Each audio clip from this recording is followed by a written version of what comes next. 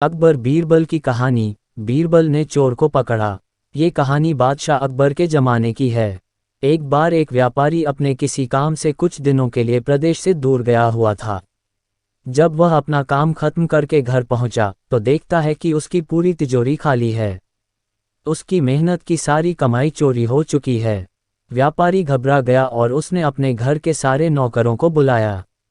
व्यापारी के घर में कुल 5 नौकर थे।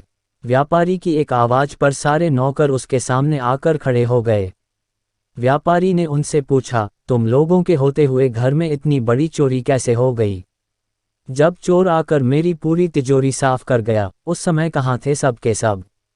एक नौकर ने जवाब दिया, हमें नहीं पता, ये चोरी कब हुई मालिक, हम सो रहे थे। उसकी यह बात सुनकर व्यापारी गुस्से से आग बबूला हो उठा और बोला, मुझे तो लगता है कि तुम 5 में से किसी एक ने ही चोरी की है। तुम्हारा हिसाब अब बादशाह अकबर ही करेंगे।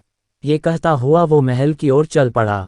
बादशाह अकबर अपने दरबार में बैठकर जनता की समस्या सुन रहे थे कि तभी व्यापारी वहां पहुंच गया। व्यापारी ने कहा, न्याय हुजूर, न्याय, मेरी समस्या को दूर करें। बादशाह ने पूछा, क्या हुआ? कौन हो तुम और क्या है तुम्हारी समस्या? व्यापारी बोला, मैं आप ही के राज्य में रहने वाला एक व्यापारी हूँ महाराज। एक जरूरी काम से कुछ दिनों के लिए प्रदेश से बाहर गया था। जब वापस आया तो मेरी सारी तिजोरी लुट चुकी थी।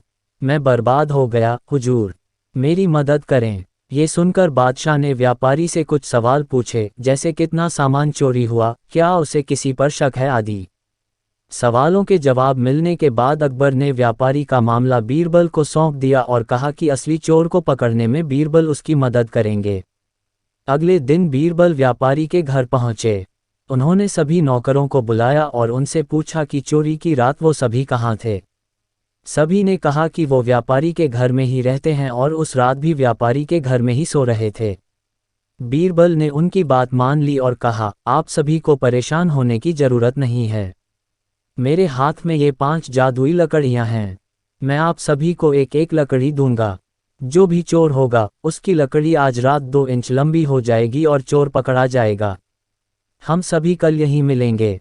ये कह बीरबल ने सबसे हाथ में एक एक लकड़ी पकड़ाए और वहां से चले गए। दिन ढल गया। अगले दिन बीरबल फिर से व्यापारी के घर पहुंचे और उन्होंने सभी नौकरों को अपनी अपनी लकड़ी के साथ बुलाया।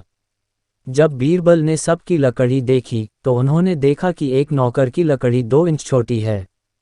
बस फिर क्या था, बीरबल ने तुरंत सिपाहियों को उस नौकर को पकड़ने का आदेश दिया। व्यापारी इस पूरी घटना को समझ नहीं पाया और असमंजस से बीरबल की तरफ देखने लगा।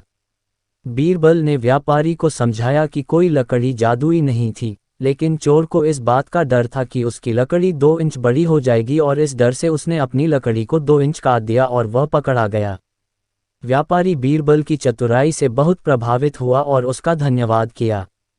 कहानी से सीख। बच्चों, बीरबल ने चोर को पकड़ा कहानी से हमें ये सीख मिलती है कि गलत काम चाहे जितना भी चतुराई से किया जाए, लेकिन वो सभी की नज़रों में आ जाता है और उसका अंजाम हमेशा बुरा ही होता है।